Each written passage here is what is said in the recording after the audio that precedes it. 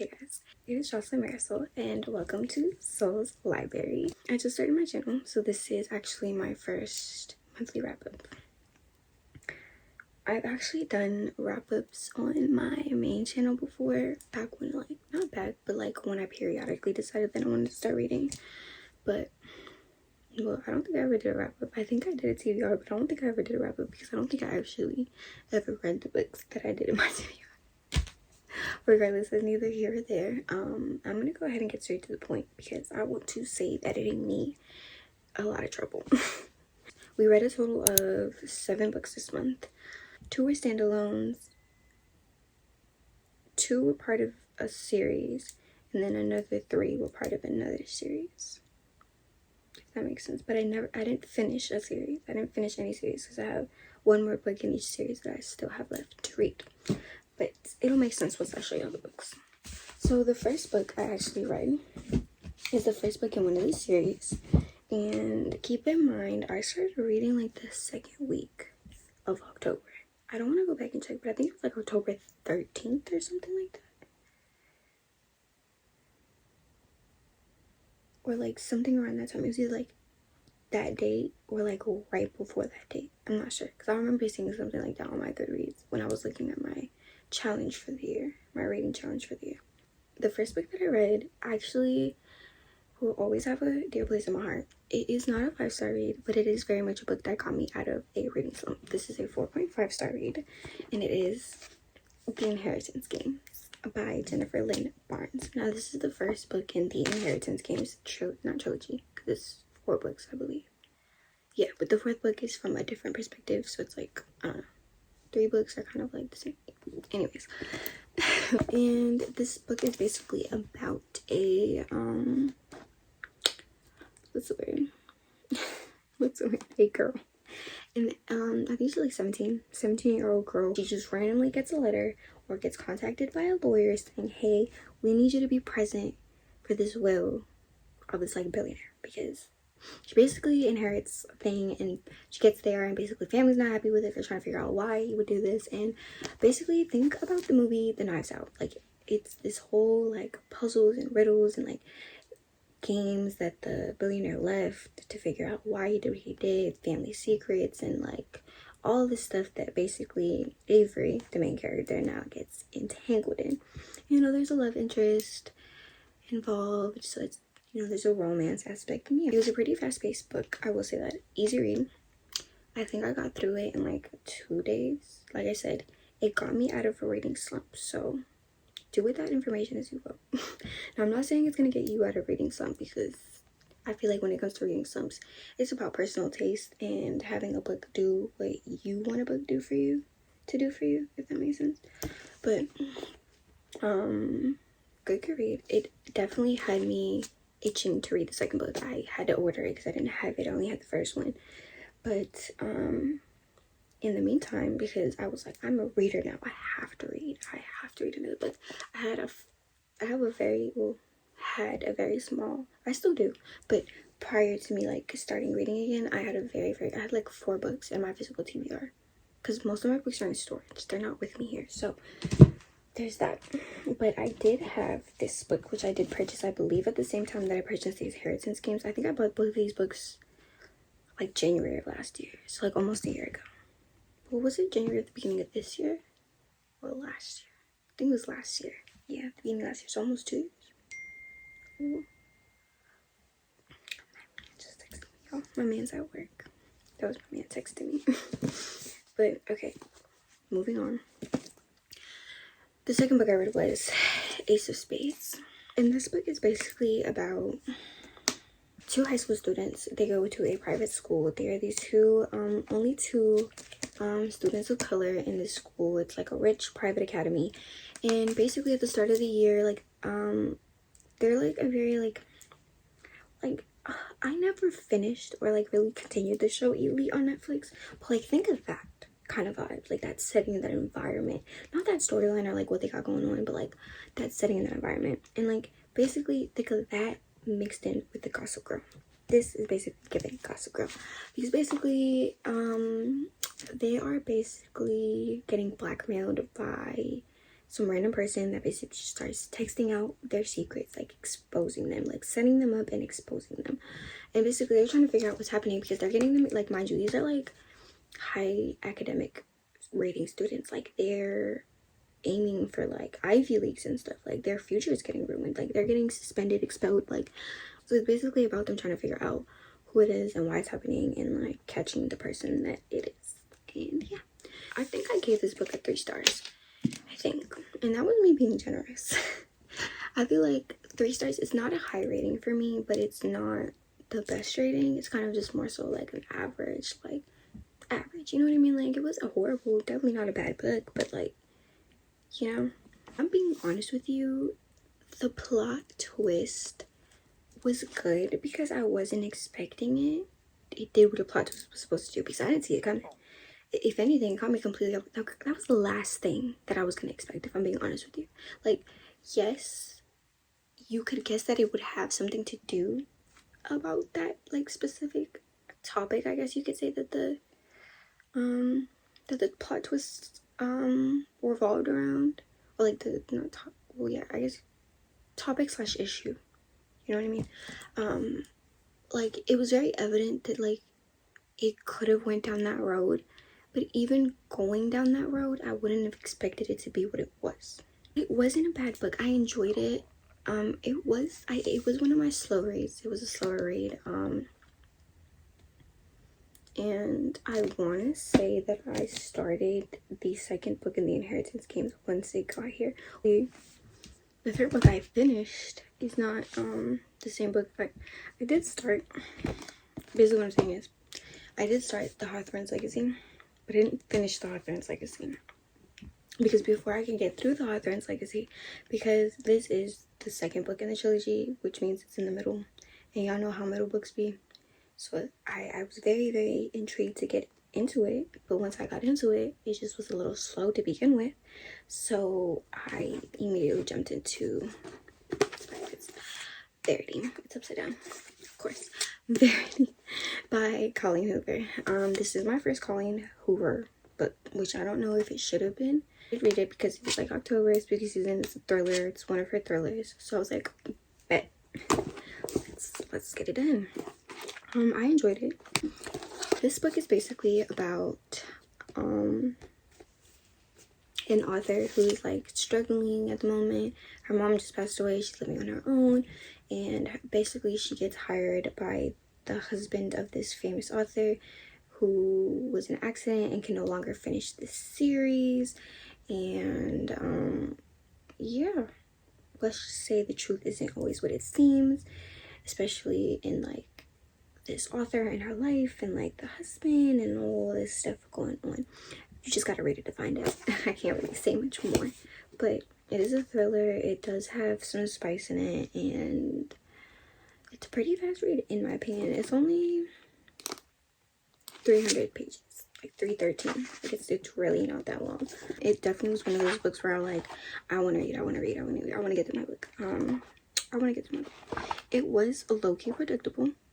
But it's like one of those predictables where it's like you're guessing all the options, but you don't know what option they're gonna go with in terms of like what plot twist it's gonna be, like what's actually gonna happen.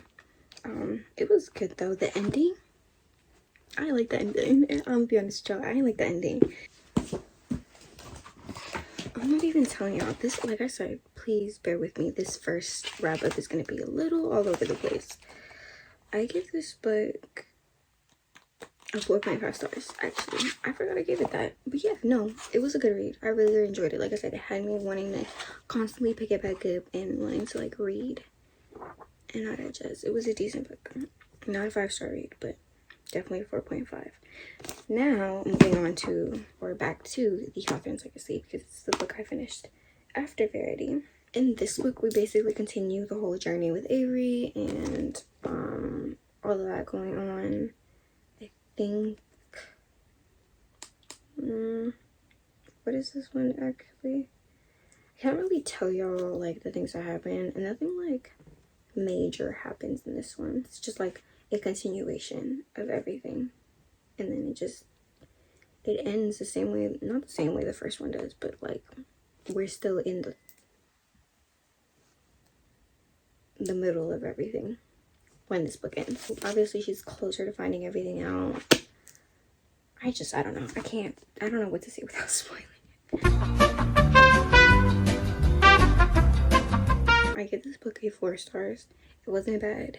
The ending had me wanting to pick up the 3rd book, which is always good. When it makes me want to read the next book, that's when you know you're doing something right. So it definitely made me want to pick up the 3rd book. Like I said, it is a bit slow. It is like towards the end, once things pick up, or like towards the middle, I need to start writing more notes, or like annotating my books. I want to start annotating my books, but I need to start writing more notes when it comes to these wrap-ups, because I'm not used to doing them. So I need to kind of get my thoughts together prior to at least starting off. But 4th book, is this the 4th book? I should be, but I'm like making a mess. I'm like putting the books everywhere. Yeah, the 4th book I read, no, the 5th book. The 5th book I read was The Final Gambit, again by Jennifer Lid Barnes. This is the 3rd book in the Inheritance Games trilogy. I keep wanting to call it trilogy. Y'all, I keep calling the series a trilogy, but this is the 3rd book in the series. Avery finally gets to the bottom of everything. Secrets are revealed, people are revealed, the truth is revealed, and she finally turns 18, so she's able to officially well, no, I can't say that. In this book, she's basically almost 18, so that means she's about to be able to write her own will and like inherit everything. Like everything's basically about to be hers, unless obviously she like, I think, has another option of like something else. I can't tell y'all because obviously read it. It's not that major, but still, don't want to spoil anything. But we finally get to that, and in the end, you know, things come to a conclusion, and I really like how it ended. I like how it tied off, and I really enjoyed it. I give this book a 4.5 stars. Now, I almost gave this book a 5-star rating. It just didn't do it for me. Not to that point. Like, don't get me wrong. Amazing read. The ending, chef's kiss. I loved it. If you want to see the vlog where I read this book, go check out my 24-hour reading vlog. I actually read The Hawthorne's Legacy in that as well. So if you want to hear like my in-moment thoughts, go check that out. It's actually my first video / the video before this. So go check that out. I have it on the screen. Make things easy for you. Fast-paced read. It did take me a little while to get through it, but that was just because I was busy. Plus, I feel like with it being the 3rd book in there, it was getting just a tad bit repetitive, you know? But the thing about this series, because I feel like it happened to all 3 books that I read so far, it'll like throw the most dramatic like curveballs in there. Like it'll slow down, and then out of nowhere like the most outrageous stuff will happen. Like I'm talking like the most dramatic things. Like and I'm not talking like one incident. It'll be like one after the other after the another, like after another. Like that's one thing about Jennifer. Miss Barnes gonna pull your eyes right back to the book, because that is definitely a habit, or not a habit. Does it have? No. The word is the tip of my tongue. Not a pattern in this book. A pattern. But 1-star, 4.5 star read nonetheless. We very much enjoyed it, and it definitely made me want to pick up the 4th book. It's actually on the way now as we speak. It should get here later today. The 6th book I read was, oh god, A Good Girl's Guide to Murder by Holly Jackson. I also read this in my 24-hour readathon, so go check that out. I read this book and the next book I'm about to show you, so go check that out. This book is basically about a high school student, I think. I don't think she's a senior. Well, I think it is a senior project, but I don't think she's doing it her senior year, because I know she's still in school the next book, so I don't think so. Regardless, unless it's like semester 1, semester 2, but anyways, she basically starts a senior project about a murder that happened in her town. Basically, she doesn't think that the guy who did it is the one who actually did it, so her senior project is set out to prove that. To prove that the guy who they think, the whole town thinks, killed this girl in high school didn't do it. So, yeah, that's what the first book is about, and we just follow that case. This is a 3-star read. I was low-key disappointed. I've had really high expectations for this book because I've been wanting to read this book since I was in middle school. So we're talking about like a good 10 years of anticipation. And when, you know, I decided I wanted to read like mystery and thriller books for the spooky season, this was literally like one of the first books that came to mind. And like when I seen it, I was like instantly, I need to get it. And at first when I was reviewing this book, because obviously like I read it in my vlogs, when I gave you all my thoughts on it after I read it, I did say something along the lines of not wanting to purchase the second books of the series anymore, because reading this book made me realize that if I didn't already have the second book, I wouldn't have bought it, because this, like I said, was a 3-star rating. Now, why was it a 3-star rating? It was predictable, very, very predictable, but I feel like that's just a universal issue with me now. Not all the time, but 50-50, like genuinely 50-50. So we're not taking off too many points because of that, but it was predictable. I just felt like yo, I'm sorry, I low-key forgot this book because the second book, let me just tell y'all, it was way better. But why did I give it a 3-star rating? It was predictable, and I just felt like, okay, there was no wow factor. You know what I'm saying? Like, never at the point in the book was I like, oh my freaking god, like ever. Especially because I saw everything coming, so I was just like, all right. I did get through it pretty quickly because obviously I was doing a 24-hour readathon, so I was prioritizing the read of it. But the final and 7th book I read was it's the second book in Acre Girl's Guide to Murder series, trilogy, I believe. I think there's a third book, but Good Girl, Bad Blood by Holly Jackson. Now, the second book is more so a different case. So now, I don't know how long it is. I think it's like 6 months, a year, something like that. And basically she has a podcast now, a true crime podcast, where she's now following the trials pertaining everything that happened and came to the conclusion in the first book, as well as a completely different case, because basically one of her friends comes to her and says, hey, my brother is missing and I know you do this kind of thing, so we need to find him. I need your help to find him. And at first, obviously, she says no. Then eventually she says yes. So that is a low-key spoiler that she says no at first, but regardless, she says yes at the end, and you know she says at the end or there would be no book, so it's not a spoiler. That's basically what this book is about. It's a completely different case, completely different scenario, situation. So I feel like that's why I rated it a higher rating than the first one, because for one, the circumstances of the situation, her having podcasts at different times, the different like elements of this situation / case, yeah, just better, just overall better. Now, this book got a 3.5-star rating. This book was not necessarily predictable, because I feel like you could never have guessed like the plot twist and like the you know, like what she was hinting at, and like the truth, like the secrets, and like the truth that they had to uncover. You would have never guessed it. I'm telling you right now. Well, maybe you would have, but I would have never guessed it. So, you know, it did have me at the edge of my seat, especially towards the end. So like immediately a higher rating. It was unpredictable, like I said. I feel like the storyline was a lot better too, with her like having a podcast this time around. That is the end of this video. I hope you enjoyed. We had a total of 3 4.5-star reads and 2 3-stars and 1 4-star read. So 7 books for this month. I'm aiming for 10 books next month. Realistically 8. Like, my goal is 10, and that's how many books I have on my physical TBR for the next month. But my goal is to finish at least 8 of them. We have to, you know, go up 1 at least. But you guys will hear all about the books that I want to read for November in my November TBR, which should be up later this week. I'm just waiting on all the books to come in. Well, I hope you guys enjoyed. I will see you guys in the next one, or in my November TBR, which will be up in a couple of days. So turn post notifications on and subscribe. Comment down below some book recommendations, y'all, because I have a good amount of book recommendations. from like Goodreads and just TikTok, BookTok, that kind of jazz. BookTube, I've been doing my research. I still want to know what y'all are reading, what y'all enjoy. Like, comment down below some of y'all like favorite recommendations, some of y'all 5-star reads.